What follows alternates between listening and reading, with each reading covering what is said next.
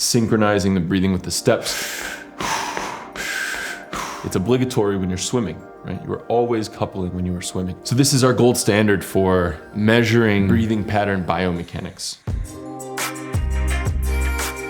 My name is Harbour, originally from the US, and now I've been here in Salzburg for about 5 years. Did my PhD here, and am now working as a postdoctoral researcher, primarily in the field of breathing. So my work is mainly in breathing in sports, and about half of it is in measuring breathing with either lab or wearable devices, and how to increase our understanding of breathing pattern like during sport. And the second half is more about how I call manipulation. So purposely changing breathing either via guidance or feedback strategies to try to improve either the performance within sport or perhaps the enjoyment or the increased tolerance of sport during exercise. The main focus in the last, I'd say, 2 years has been also building an app, which we call Run Rhythm, which is mainly used to guide runners towards synchronizing their breathing with their steps during running.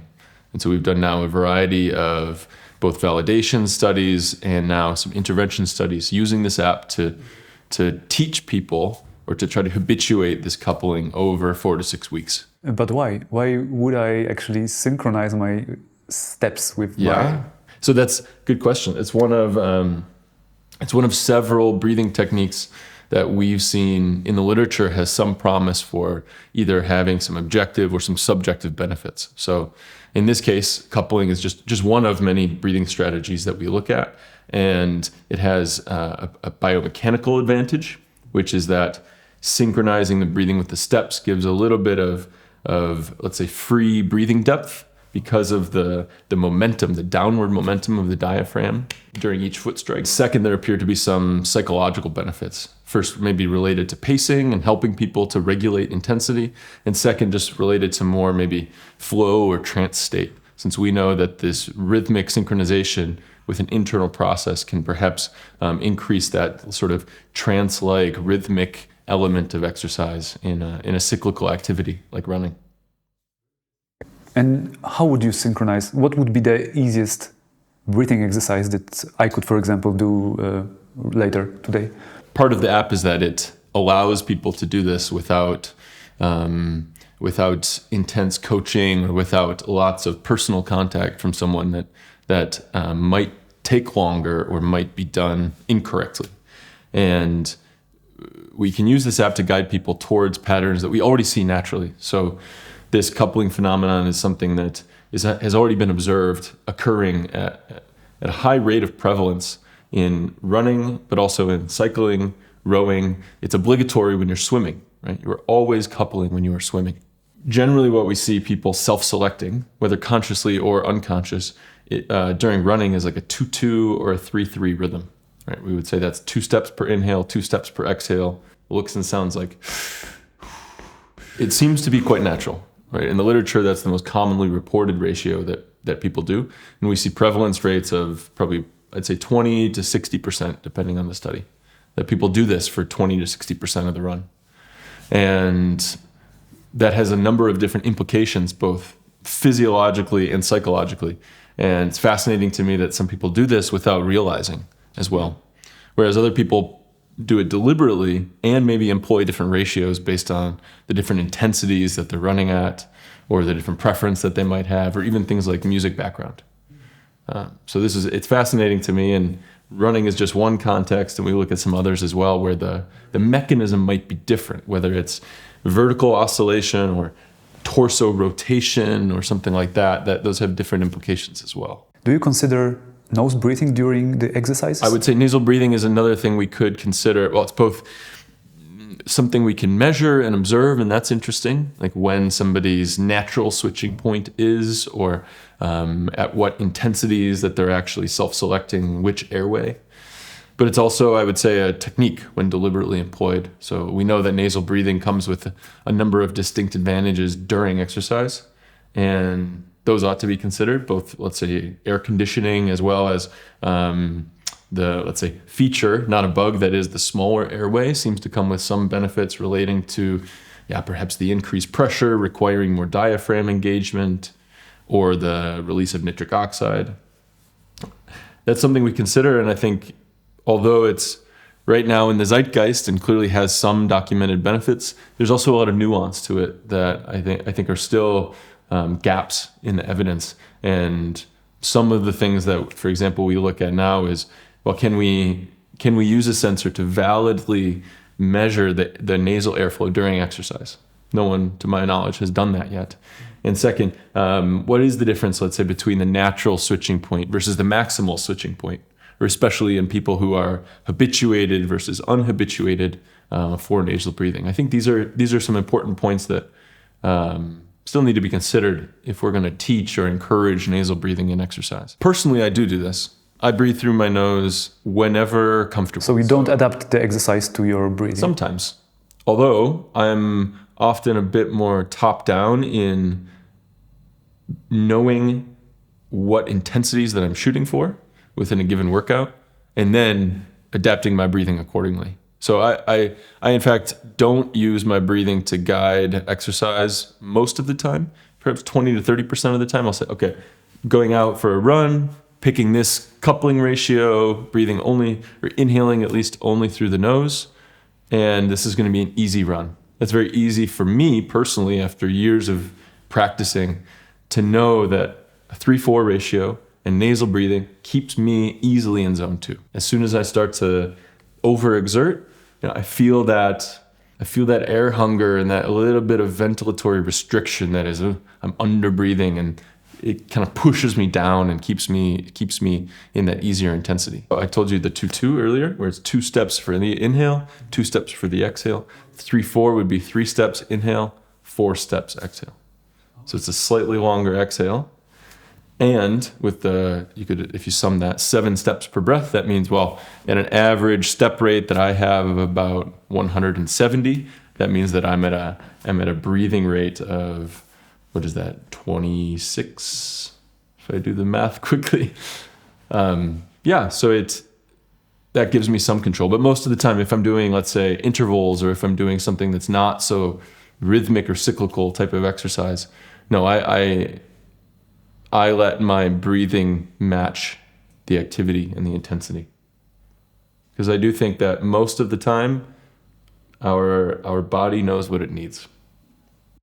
So with 89 photoreflective markers on the torso and a multi-camera system, we can create a 3D model of the thorax, which shows us, let's say in 3D space, exactly how it expands and contracts. Tells us not only how much it's expanding and contracting, and we can measure that in liters, right, the tidal volume, but also where that tidal volume comes from. So if we separate the rib cage into 3 compartments, we can compartmentalize that upper thorax versus the abdominal rib cage, just where the diaphragm attaches, versus the abdomen, so everything in the soft tissue area.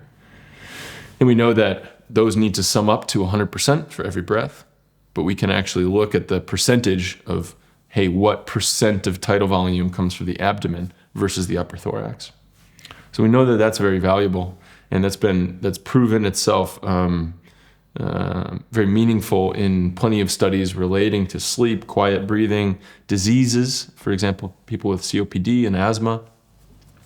And it's only now being used a little more during sports. So there's a number of different research groups that have used it in cycling, and also at least 2 studies used it in running, although this comes with a number of different challenges, especially on the post-processing data side. So this is our gold standard for measuring breathing pattern biomechanics. Right? We have other systems with masks, spirometry, that can measure the gases better, or measure the amount of airflow, ventilation more accurately.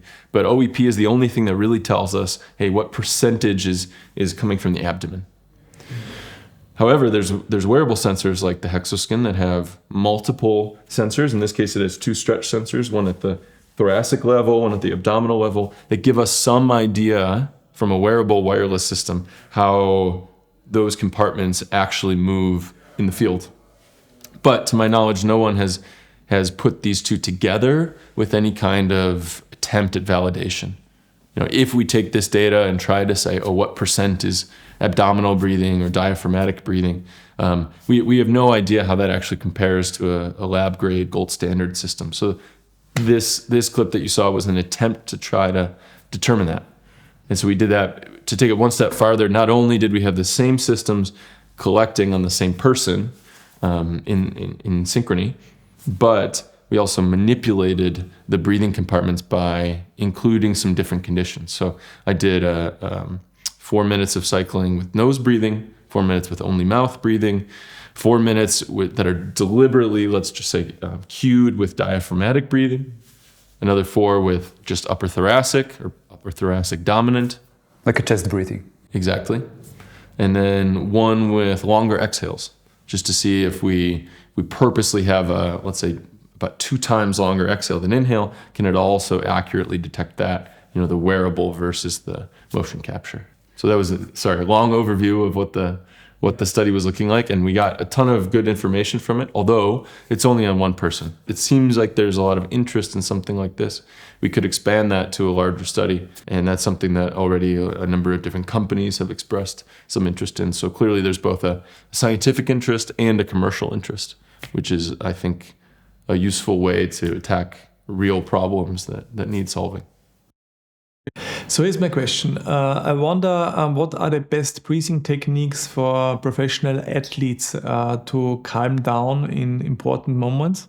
Like, for example, for Hermann Mayer in downhill, I heard that usually they breathe out to slow down the heart rate before starting, but it's a very minimal, short-lived effect. So I wonder if there might be more sophisticated breathing techniques. First, I would question whether athletes really want to or need to calm down immediately before performance.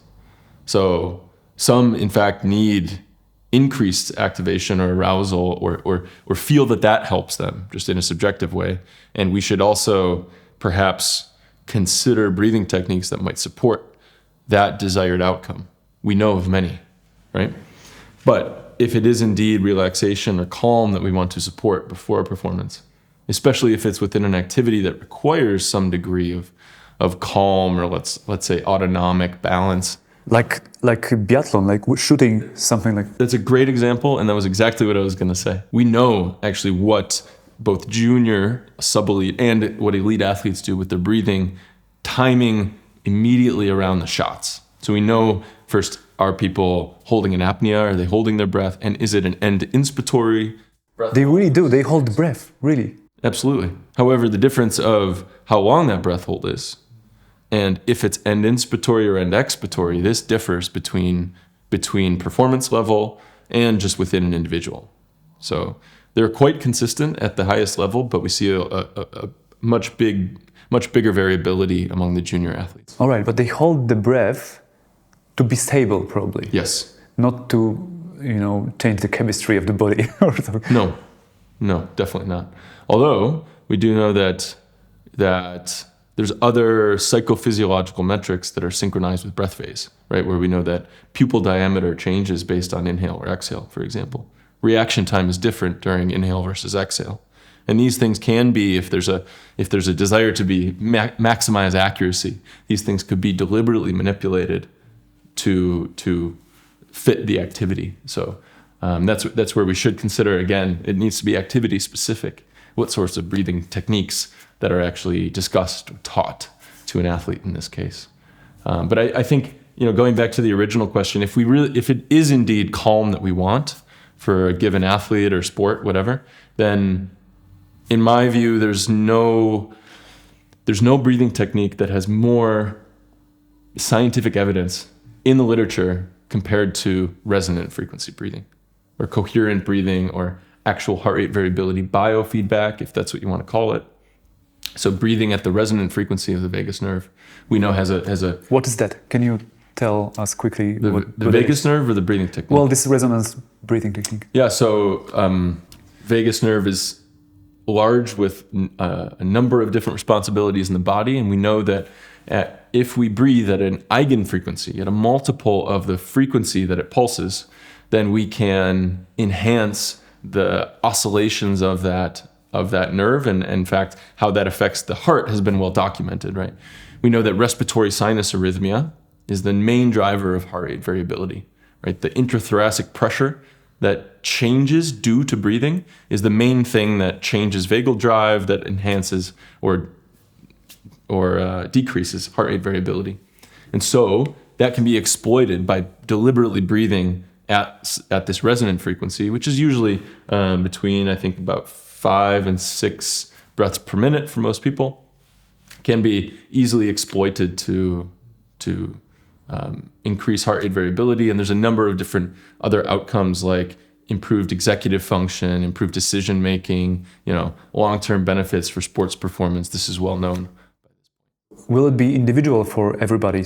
Do we need to measure it before, like this frequency? Ideally, yes. And that's where we would say this goes from coherent breathing or resonant frequency breathing towards truly heart rate variability biofeedback. So in this case, if you're using a chest strap, some kind of ECG, or even there's a couple newer, let's say, low friction methods like finger on the camera as HRV for training, that app does, or the Scotchy Rhythm PPG armband does this, or even the Apple Watch is the only watch that I know that can do this, can tell you actually with the breathing test, with different breathing rates, which one of them is best to maximize this RSA, to maximize the HRV. Yeah, and this is easily accessible by most people with smartphone apps and one of those sensors these days. So that, in my opinion, is far and above the most well-researched and supported breathing technique, including for sports performance. Although how it relates to sports performance is mainly as a technique done at rest, before or after or outside of activity. And in that sense, it actually strays away from some of my interests because we want to know how to improve breathing during activity itself. What was the most surprising insight you discovered during your researches? It would probably be related to nasal breathing, because I remember asking back in 2017, I was in New Zealand working for High Performance Sport New Zealand. I asked one of their physiologists, I said, there seems to be this trend on social media relating to nose breathing and mouth taping and things. And do you think it's ever worth it to teach or try to force nasal breathing, whatever? And this person said, no, I think that's unimportant. People should breathe however they feel they need to. Now, after some years of looking at nose breathing and seeing a wave of studies come out on that have, I think, quite rigorously compared, nasal restricted versus mouth breathing, I'm convinced that there is some benefit. And I would love to talk to that person again. We haven't discussed once again, but there clearly is some benefit. And of course, there's some nuance in, who benefits the most? When do we employ this? How do we teach it? I think those things require a little bit more investigation. It's not so clear as just taping the mouth or telling somebody. But I think that was quite surprising to learn of the number of different benefits and how accessible they are for, frankly, everybody. We have to be careful not to stress the body too much. So if we are really forcing ourselves to nose breathe all the time, this might be not the best way to go. Because sometimes, we are in a hurry for a bus. Maybe we need a little bit deeper and bigger breath through the mouth. For sure. So we shouldn't be fanatic about anything. Agreed. Well, we have to breathe through our mouth sometimes, for example, when we're talking. Of course. Or you're eating or drinking or something and you need to cough. Yeah. You need to, we have our mouth for other functions as well. But we should also separate here, again, nasal breathing during exercise versus the rest of the time. We can't assume that all these benefits that you feel or have been documented when nasal breathing at rest transfer to exercise. There's a lot of assumption in the literature that what happens at rest transfers to exercise, and that's not necessarily true. For example, the effects on heart rate variability that we talked about for resonant frequency breathing. Well, we know that, for example, longer exhales cause increased RSA and therefore heart rate variability at rest. That doesn't apply during exercise because the parasympathetic drive is so suppressed. When we're in exercise, we're just so much more sympathetic that any longer exhale doesn't really change that parasympathetic function. And so that's one that, for example, I don't buy. It's not worth it to do longer exhales because you think there's going to be some benefit for the autonomic nervous system or for wellness during exercise. But there are other benefits for longer exhales, and this is another research interest of ours.